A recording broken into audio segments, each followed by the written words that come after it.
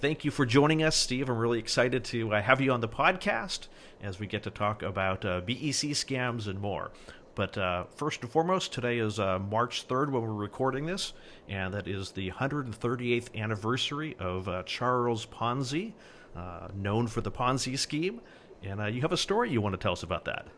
Well, what's kind of interesting is Ponzi, the name has just become so identified with the scam that he gave his name to. And in the essence of it still works today. And Bernie Madoff has used it. Many others have used it. And the thing is, it's marvelous in its simplicity because it starts out with early investors get paid, and they get paid really, really well. Ponzi was paying his victims 50% profits in a month.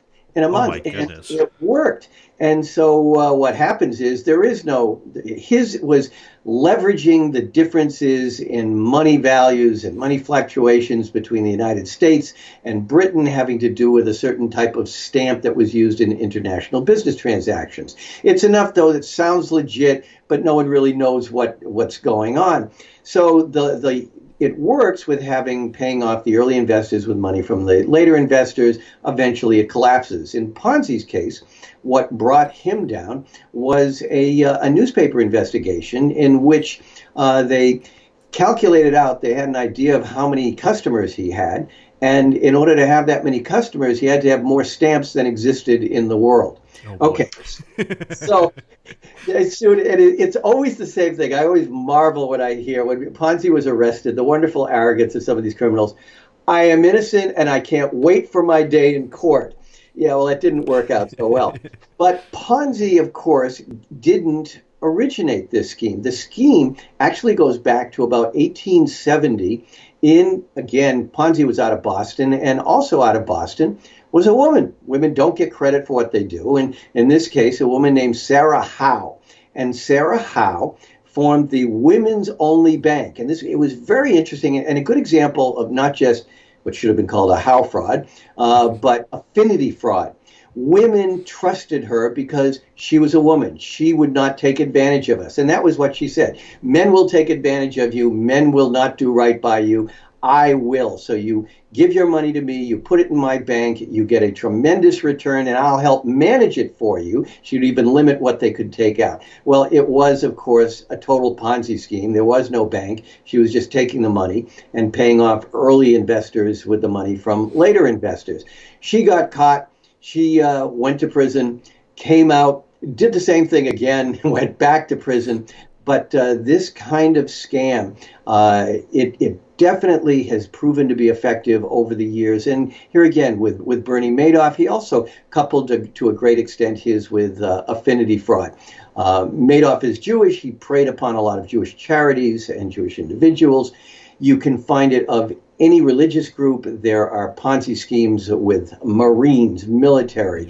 I knew a Ponzi scammer in Boston, a guy named Brad Blight, and he was a Mason, and he represented a lot of Masons chapters. And talking with some of his victims, the biggest thing was, how could a fellow Mason do that to me? But it comes down to my motto. My motto is, trust me. You can't trust anyone. That's a really good motto to have. Thank you for sharing that story. So also kind of in the news recently is Barbara Corcoran from Shark Tank fell victim, or her organization fell victim to what is referred to as a BEC scam, and lost approximately $400,000. Can you talk to us a little about what a BEC scam is? Yeah, fascinating one. And this is something that the FBI and law enforcement have really been putting an emphasis on. Probably companies worldwide have lost multi-billion dollars to this scam in just the last year. And it keeps going. It went up, the losses went up by about 500 million last year. It's incredible how it starts, like many scams, the business email compromise, with someone hacks into a particular company. And generally, this is done, so many scams like this, cyber scams start with a phishing or a more specifically tailored spear phishing email. It's an email that lures you to click on a link and download malware. Now, no matter how good your security software is, it's never going to be as good as the latest, what we call zero-day defects, vulnerabilities for which there aren't any known defenses. So they get into your company, they get into your computers, and they watch. They see who the people are, how they write, what their addresses are, who your customers are. And then what they will generally do with this is they will wait, often when the CEO or someone in charge is out of the country, and an email will come from them. I need you to wire, it's always wiring money, wire money to this company with which we do business, or this company just changed their bank account, and the money is generally wired, the money is generally lost. In a new variation of this, and this was really incredible, a German company lost money with a phone scam. And this was one of the CEO supposedly called and instructed the money to be sent, but using all kinds of cloning software, it sounded like the voice of the CEO. Oh, that's scary. And you can do that these days. So the solution for companies is you've got to have some kind of dual factor authentication to be able to, first of all, you want to protect, again, alert your employees not to click on links or download attachments unless they're absolutely sure and confirmed. But when you get any kind of wiring, you've got to have more than one person on there to confirm, particularly if it is going to a new and a different address. But it's falling through the cracks. Companies, with Barbara Corcoran's, one of her things she was saying was this was not something unusual, and the type of company that it was supposedly being sent to seemed like one of the companies we would work with. So you've got to be skeptical. And so in her case, there wasn't actually a compromise of their email platform, though, was there? No, that was kind of interesting. This one, they're all sophisticated at that level, but this one was just a tad less, and it's one that gets biased. The email that came in looked like the email address of one of her employees, but it had a letter off. And this is sometimes we'll get these spear phishing emails, and they'll look really good. Maybe it appears to come from a company with which we do business. Maybe it's Netflix. Maybe it's a bank. And it's real easy to counterfeit those. I teach at Bentley University. I teach white-collar crime. And before I taught at Bentley, I taught in the state prison system in Massachusetts. And some of the older con men used to decry the fact that back when they were counterfeiting, it took skill. Now a 14-year-old kid can do anything on his computer. So they send you that email, and they convince you to do whatever. But if you look at the address from which it's sent, many times it's an address that has absolutely nothing to do with the particular company. Sometimes it's because the bad guys are routing these scam emails through what they call botnets, or a network of zombie computers that have been hacked into. But other times they will phony up an address that will look legitimate. It may look like Netflix.com, but it may have an extra L in there. And if you're looking quickly at it, you're not really going to notice. Yeah. And that is what had happened with Barbara Corcoran. Yeah, there was a situation that I'm personally aware of where the accountant got an email that looked like it came from the CEO of the company. It was his name. It had his regular internal signature line on it with the name, address, phone number, all the nice font styling and all of that stuff. And it was the whole very similar story. Hey, I'm on the phone with a new vendor. I'm going to be stuck on this conference call for a couple of hours, but I need you to wire money to them right now. And so they put in that urgency. They put in the emotion. They kind of quell some of the normal fears. And, the accountant started to process it. And the thing that saved is that he actually came out of his office and was going to the bathroom or something like that. And she said, oh, hey, do you want to send it from this account or that account? You didn't tell me which account you wanted me to send the money from. And he's like, I didn't tell you to send any money. So I rush into her office and look at it. And, she was in the accounting software on the bank's website, and the gist was like, oh well, actually, I don't know which account to send it from, and that was what saved them. It wasn't a best practice. It wasn't a second factor authentication. It was just a happenstance that she saw him You're out of the lucky. corner of the eye and was very very lucky to not have that happen. Yeah, this is it's a huge problem. Sometimes with many of these kinds of business email compromises, you'll find them coming from other countries where perhaps English is not a primary language. So, occasionally you'll see the less sophisticated criminal, and there'll be grammatical errors. But the ones that I've seen, like you just described, they are so adept. I mean, some of these, let's look at it. Scam artists are the only criminals we call artists, and they really are artists, and they have a knowledge of psychology that Freud would have envied. I mean, they're really good at knowing what to appeal to get to in us to get us to do what they want. So what are some of the things that they appeal to get what they want from us? Well, in the case, are you talking about the business email compromise or in scams in Well, just general? just talk scams in general, and then we can drill down to business email compromises. Well, it's interesting because they say the same things that move the market: fear and greed. So very often it is a matter of greed and investments. No one should ever invest in anything that they don't truly understand. It was a bit of chutzpah, gall, but Bernie Madoff in an interview actually blamed his victims at one point. He Oh said, wow. they should have known better. Any intelligent person who looked into what I said I did and how I said I did it would know that it didn't work and it was impossible. And that's the thing. People, we get lazy. And we want this quick, easy investment. Maybe something that's right now. There are a lot of Bitcoin and cryptocurrency scams where people invest because they think it is the hot thing. I'll tell you, talking about how greed comes in, one of the most wonderfully sophisticated scams, and who said the East and West can't work together? This was Ukrainian hackers working with American stockbrokers. And what happened was the Ukrainian hackers hacked into J.P. Morgan. And I remember when this happened, I was being interviewed, and I really didn't know what was going on. They got millions of email addresses and names of really well-heeled customers, but that was it. No other personal information. And I'm thinking, what do they want with that? What they wanted was people that probably would be prey to investments. Mm. And what they did was, it was a new version of what's called pump and dump. Pump and dump is when the victim is lured into buying the stock of a legitimate company, a penny stock, a low cap stock. The bad guys have bought it early, but they lure so many people into buying it, the price goes up, the bad guys sell out, they dump their stock. Meanwhile, when the truth comes out, the stock price drops down and the investors lose.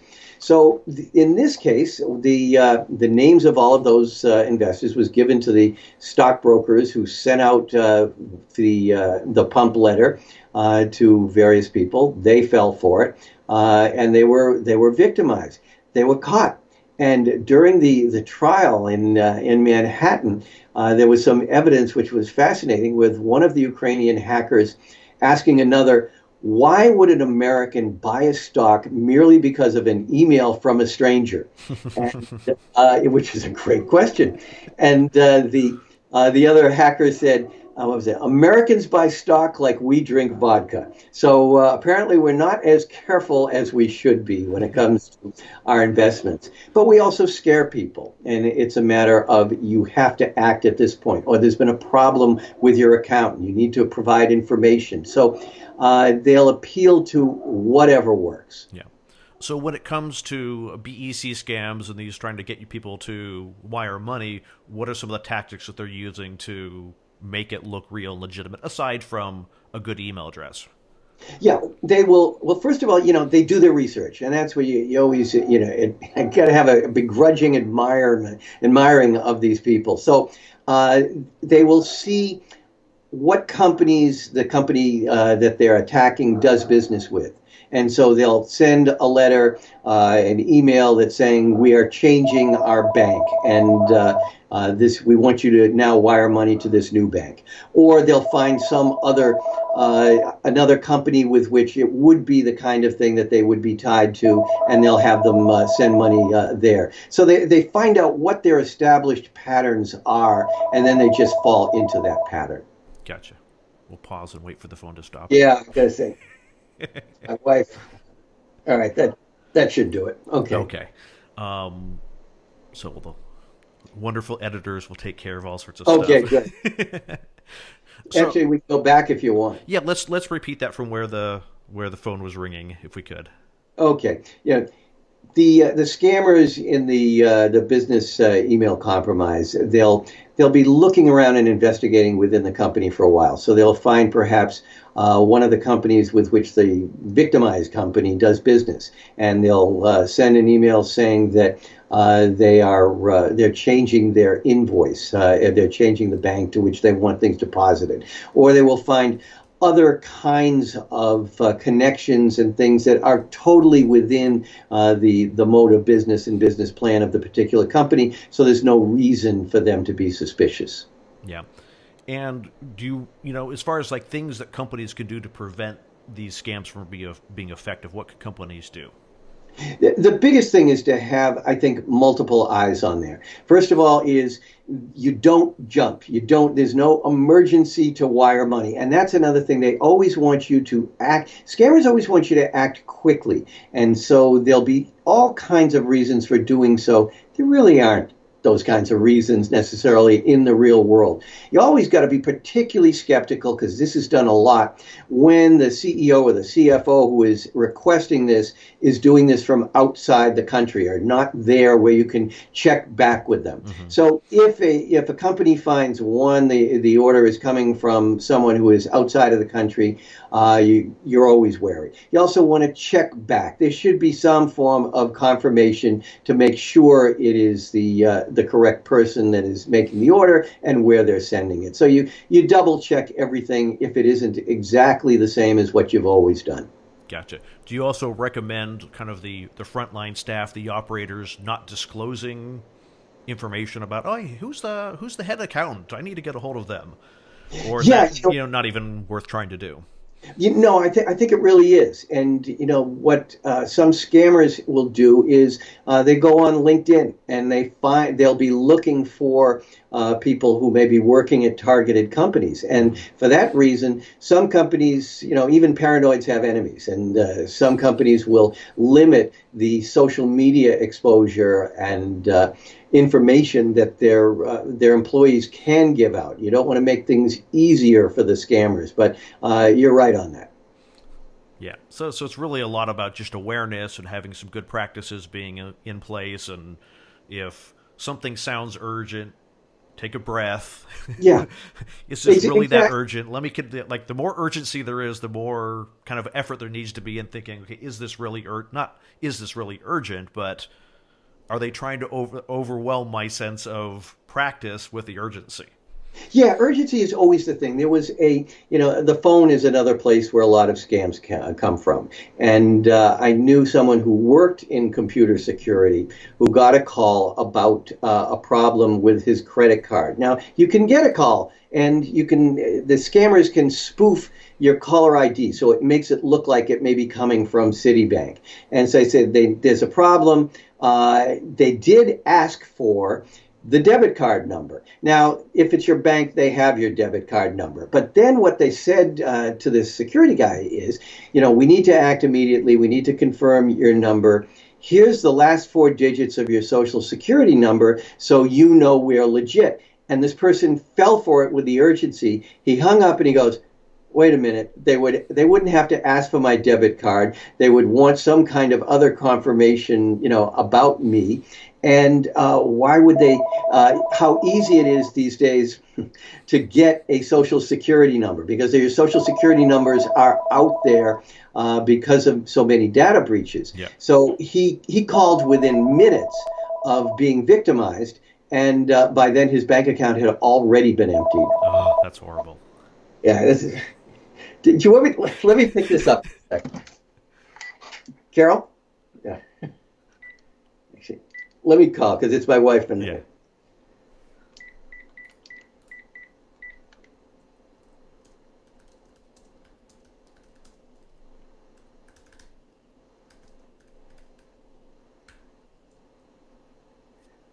I am, but I'm on an interview and it keeps interrupting. I'm going to be on this till 3.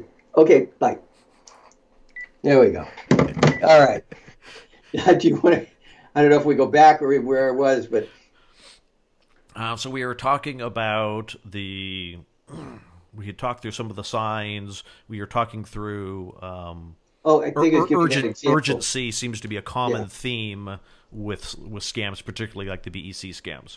Yeah, and it's very easy to fall for them. And so, for instance, there was a cybersecurity worker got a call. It appeared to come from his bank, and it's very easy to what they call spoof your phone and make a call appear as if it's coming from the IRS or Citibank or your credit card company. And so he picked it up. There was a problem with his debit card. He was told that he needed to provide that number, his number to them to confirm it. But then they said to let you know what it's really us. Here's the last 4 digits of your social security number. He fell for it, and particularly with the urgency, and then realized, a lot of places out there, particularly because of data breaches, have the last 4 digits. They have your full social security number. So he immediately called his bank, his bank afterward. And by that time, his bank account had already been emptied. And the lesson here is on the phone, you never, ever know when you get a phone call, regardless of what it says on there, who is actually calling you. So you never give a credit card, you never give personal information, anything over the phone to someone you haven't called. If it sounds legit, you call back at a number that you know is accurate. So if it's with your credit card, flip your credit card over, get the 800 number, call that. But make sure you call it correctly, because the bad guys are sometimes so good, they will buy the number that may be a digit off, and you may Wow. end up calling the bad guys thinking you're being really good. Yeah, and I've had that happen to me as well. Not being scammed, but I've got a call saying, "Hey, we're calling from your bank about a fraudulent transaction," and my response was, "That's great. I'm going to hang up and call you back at." Oh no, you don't need to do that. And I'm like, well, the fact that I'm thinking to myself, the fact that you're arguing with me that I Right. don't need to do that proves that you're a scammer. And it's like, Oh, click. absolutely. And I still call the bank, say, hey, I just got a phone call claiming to be from you Yeah. guys with a fraudulent transaction. Was there a fraudulent transaction? Nope. Okay, thank you. Have a nice day. And so I, try not to do that. I've gotten fake phone calls from my electric company as Sure. well. Those are huge. Two of the biggest ones are from the IRS and Social Security. And here's the thing: is that it's always, how do I know it's the IRS? Well, it's really easy. They And don't call. exactly, they don't call you, they don't email you, they don't text you. So if it's any of those communications from the IRS or Social Security, you know it's a scam. Yeah, that's really really good. It's just always assume that's something's a scam. Yeah. So coming back to the BEC scams, what's the likelihood of actually getting your money back if you've wired it offshore? Pretty damn low. Because that's the thing with wiring, although another thing with so many scams. We're from the IRS. You've got to pay us this money right away. Go out and get an iTunes gift card. Yeah. The fact that the IRS has to actually say on its website, we don't take gift cards for payments. But the big thing is wiring money is once it's wired, it's gone. About the only chance you have is that sophisticated criminals, for money laundering purposes, will bounce money from account to account to account. So if somehow acting immediately, you're able to intercept before it has gone through to another account, you've got a shot. I got to say, I'm really not aware of many, if any, that have been able to get that money back.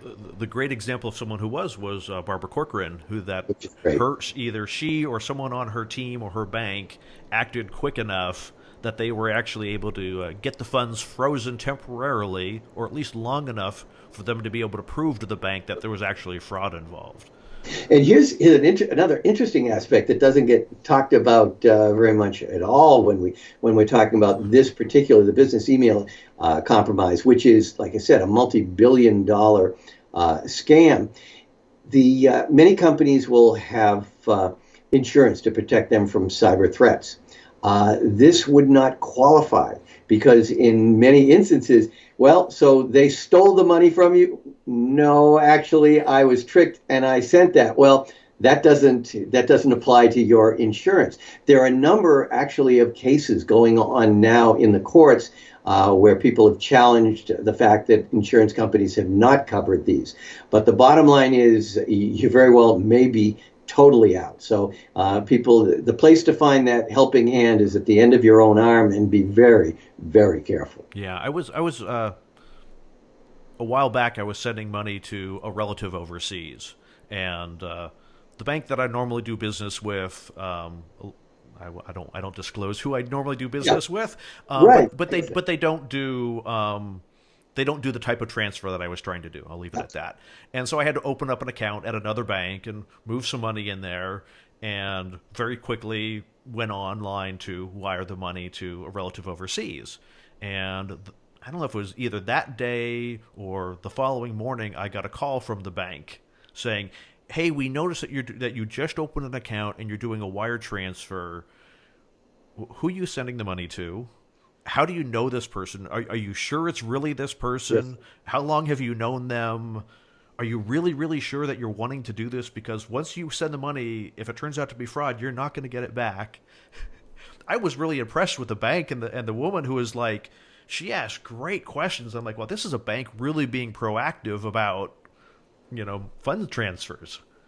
Yeah, you know something. I want to know who that bank is off air, because that is absolutely terrific and what should be done. And it brings up a couple of things where the Federal Trade Commission has tried to get companies to do that. And you'll notice if you go to a Walmart, they may have a sign on the wall that says it, but the employees don't really ask about it. Yeah. Western Union, obviously, when you're sending money, they're Red one flag. of the biggest. And Western Union actually was punished and found responsible because they were kind of a willing participant in some of these scams, and it wasn't that they were getting any kind of kickbacks. They were getting their fees. They weren't asking. They should have been asking, and so they have changed as a result of the Federal Trade Commission's lawsuit and substantial fine. Once again, it's a wonderful settlement. So when the FTC settles civilly, and I explained this to my student, you'll see there's no admission of liability. So it's we didn't do anything wrong, and we promised never to do it again. And here's the money because we didn't do anything wrong. But yes, wiring money, banks should be better with this. This is something often we see with the elderly who are picked on for scams. Quite more than any other group. Although millennials are right up there, which is kind of interesting. But at their banks, not enough banks have been taking the steps. Which now there's some relatively newer laws for them to inquire. But they should be questioning this. It should be that second set of eyes on every transaction. And I suppose with banks and talking corporate, if you're a multi-million-dollar business and you do a $10,000 wire transfer to someone you haven't done before, your bank is not even going to flinch at that if that's kind of within your normal pattern. It's once you start getting out of your normal pattern that they might do something. And and some of these scammers know that to keep the money, they can make a lot of money and keep it within grounds that aren't going to be so totally alarming. Interesting thing, though, I want to mention in regard to as far as seniors and scams, and I work a lot with seniors in scams, and they're targeted with particular scams, like the Jamaican lottery scam is primarily aimed at seniors. But seniors actually have a physiological excuse. There were some studies done at Oh, the University of Iowa and Cornell that talk about a part of our brain that I can't pronounce that deals with skepticism, and it becomes less viable as we age. And so there actually is a physiological basis for that senior being more likely to be a victim, which is also one reason why we need to take care of our parents and grandparents and to make sure that they're not being taken advantage of. But that there's a reason for. Millennials, that's a whole new. They're too used to. They're too used to everything being computerized and digitized, and they're too trusting. They do everything without taking quite enough precautions. They think they're bomb-proof, and it comes back to bite them a lot of the time. yep, that's all really good advice. Take care of the young ones, take care of the older ones. We have a See, responsibility to take care of those around us. yeah, we're all in it together.